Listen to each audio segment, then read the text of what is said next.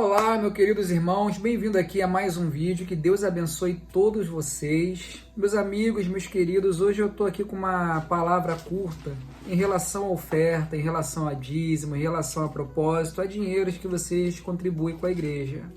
Com o passar do tempo, muitas pessoas, por talvez não alcançarem nada, sendo dizimistas, sendo os ofertantes, eles acreditam que amadureceram, dizendo que ofertar ou dizimar é errado, é coisa ruim. Só que na verdade não amadureceram, apodreceram, porque estão se desviando da palavra da verdade. É lógico que eu não estou dizendo aqui para você ser um louco de sair entregando para qualquer igreja tudo aquilo que você tem, sabendo que quem está se beneficiando daquilo é um lobo vestido de ovelha. Mas o que nós mais vimos por aí são pessoas criticando as ofertas de dízimo dado à igreja, dizendo que os pastores são ladrão. Mas essas mesmas pessoas que não dizimam e não ofertam são as mesmas que não ajudam o necessitado, que não visitam as viúvas, que não visita os órfãos, que não visita os carcerados, que não visita os doentes, que não ajudam o necessitado. Ou seja, elas tentam fazer de que mais pessoas não abençoem a obra e ela também faz o mesmo em não abençoar. Aí, com o passar do tempo, eu digo com todas as palavras, você apodreceu, não amadureceu. Amém? Abramos nossas Bíblias aí no capítulo 25, no versículo 35 de Mateus. É um versículo, é um texto muito conhecido, mas pouco vivido por muitos, que diz assim: porque tive fome e deste-me de comer, tive sede e deste-me de beber, era estrangeiro e hospedava-me, eu estive doente e foste me visitar, eu fosse forasteiro e você me acolheste. Então o justo lhe responderá dizendo: Senhor, quando te vimos com fome e te demos de comer, ou com sede, te demos de beber? E quando vimos estrangeiro e te hospedamos, ou nu e te vestimos? E quando te vimos enfermos ou na prisão e fomos te ver? E respondendo-lhe o rei dirá: em verdade vos digo, que quando fizeste isto a um dos meus pequeninos irmãos, a mim você estará fazendo. E mais embaixo vem escrito: então dirá também ao que estiverem à sua esquerda: apartai-vos de mim, maldito, que eu não vos te conheço, para o fogo eterno, preparado para o diabo e os seus anjos. Porque tive fome e não me deste de comer, tive sede e não me deste de beber, tive nu e não me vestisse, tive preso, e daí por diante.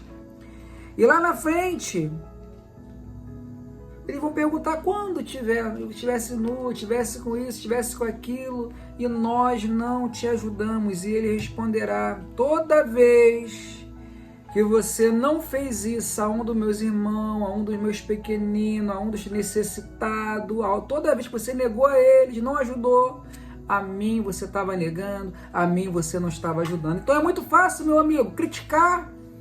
É muito fácil, meu camarada, você pegar teu dinheirinho e colocar no bolso, não ajudar ninguém, falar mal de A, B e C, mas você não sabe o peso da obra, você não sabe o peso da pessoa que carrega o evangelho de verdade nas costas, necessitado de pagar conta de água, conta de luz. Tem um pastor louco na internet que ele fala assim: nossa, se o esquema for esse, a gente faz um montinho para poder pagar a conta de luz. Amigo, Davi, quando ele ganhou um terreno grande para poder fazer a casa de Deus, para poder fazer o templo, embora ele não poderia fazer, ele falou para aquele cara que ia ofertar, falou: olha, eu não darei para o meu Deus nada daquilo que não me custe. Nada. Hipótese alguma. Então como é que você vai ver de mendigaria com Deus que te dá vida, com Deus que te dá fôlego, com Deus que te dá oportunidade para você poder crescer? Seria ridículo ficar fazendo um montinho em igreja para pagar A, B e C. É um suor, é um sufoco para uma igreja fazer uma obra. E vem pessoas dizendo: é ladrão. Tem sim ladrão. Mas você vai saber distinguir quem é um ladrão e quem não é. Você vai saber distinguir aquele cara que está se aproveitando de você. Como? É só ler a Bíblia. Você tem o mapa do tesouro na tua mão. O manual de instrução do crente É a palavra de Deus, é a Bíblia. Aqui você vai se especificar realmente. E outra, se você estiver ligado com Deus, você vai saber se a congregação a qual você está, o dinheiro está sendo bem administrado, embora não seja da tua conta. Se está sendo bem administrado ou não. E fora que às vezes a gente critica e não ajuda o próximo. Critica, não, vou dar dinheiro pro pastor, não, porque senão ele não vai ajudar ninguém. E tu ajuda? Faz alguma coisa por alguém? Ajuda o necessitado, visita a viúva. Então eu não estou te criticando, meu amigo, eu estou abrindo os seus olhos para que naquele grande dia você não tenha uma grande surpresa. A palavra de Deus fala que cada um vai dar conta de si mesmo. Talvez você esteja tomando muito conta da vida dos outros, esquecendo da sua. Porque é pecado sim, pastor, roubar o dinheiro da igreja. Como também é pecado fornicar, é pecado mentir, é pecado roubar, é pecado beber, ficar bêbado, falar besteira, humilhar, ofender, fazer vergonha. É pecado se prostituir. É pecado ir com o telefone pro banheiro e ficar 40 minutos vendo pornografia, depois ter a cara de pau e colocar a mão imunda na Bíblia e carregar para a igreja. É pecado também isso tudo. Porque talvez até te entendo que você hoje seja frustrado porque você ofertou, você dizimou a sua vida toda, mas acreditando que isso seria uma troca. Acreditando que você, em certo tipo de igreja, ensina assim, dá o que você tem, vende, usa a tua fé, só que você usar a tua fé não é querer comprar Deus, não precisa do teu dinheiro, a terra é dele, isso aqui é um lixo para ele vai destruir isso aqui tudo. Ele não precisa dessa nota imunda, desse pix horroroso, ele não precisa, quem precisa é a gente. Quem precisa é o templo, quem precisa é a congregação de alvenaria para poder dar um conforto para aqueles que vão adorar a Deus lá dentro. Agora, o próprio Deus não precisa, de verdade. Então, talvez você se frustrou porque passou o tempo e você se encontra numa situação complicada e quer colocar a culpa agora em todo mundo, sendo que você achou que ia ser segurado no dízimo, mas você não se preparou, você não estudou, você não auto se administrou, você não investiu, você viveu a tua vida toda se endividando e falando que ia usar fé. Porque, infelizmente, nós que somos pobres, algumas pessoas têm a maneira de dizer, olha, se a gente não botar cara, se a gente não fizer dívida, a gente nunca vai ter nada. Amigo, desse jeito nunca vai ter nada mesmo.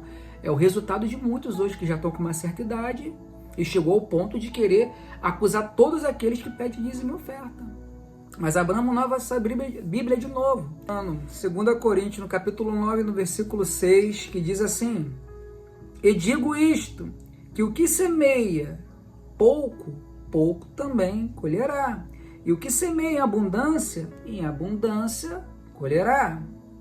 Cada um contribua segundo propôs no seu coração, não com tristeza ou por necessidade, porque Deus ama aquele que dá com alegria. Então, meu amigo, se você achou que você não tem condições, direito, legalidade, respaldo bíblico para poder ajudar uma congregação a crescer, você está errado.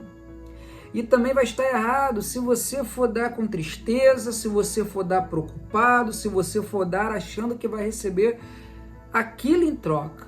Não, Deus ele ama aquele que entrega com alegria, com satisfação. Continuando, no versículo 8. E Deus ele é poderoso. Isso aqui é Paulo ensinando a igreja de Corinto. E Deus é poderoso para fazer abundar em vós toda a graça, a fim de que tendo sempre, em tudo, e toda suficiência, em abundez em toda boa obra. Vai entregar com alegria, vai semear pouco, vai semear muito, aí é contigo, meu irmão.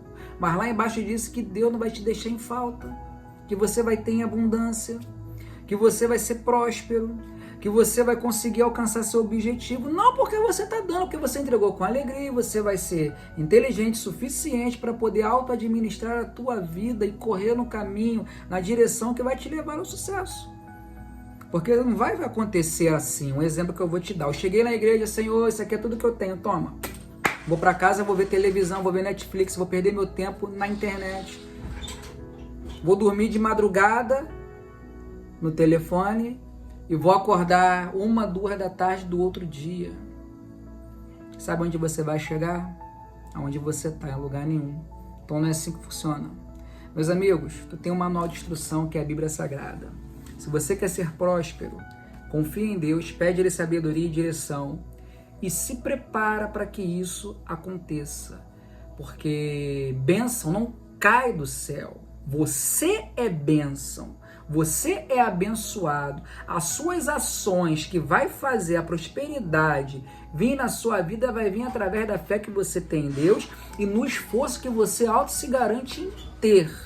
Amém, meus amigos? Então, se você é um frustrado por muito tempo, está na congregação, dizimou a vida toda e achou que através disso ia conseguir chegar em algum lugar e não chegou, lembra-te que o dízimo não é uma troca, o dízimo é uma devolução a Deus daquilo que você ganha, 10ª parte. E se você quiser dar de coração, eu não sou a favor, hipótese alguma, da pessoa ficar maquinada entregando 10% do dízimo dela a minha vida toda. O grande período eu entreguei muito mais do que isso, e Deus ele nunca me deixou faltar.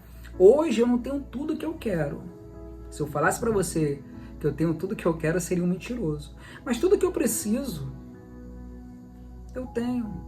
E o mais fundamental que eu tenho, que me ausenta de todas as necessidades, é o nosso Deus, o Criador do céu, da terra, do mar, do universo, o único, absoluto, o eterno e o todo-poderoso, que reina e vive na minha vida. E eu faço questão que cada dia eu diminua mais e que Ele cresça.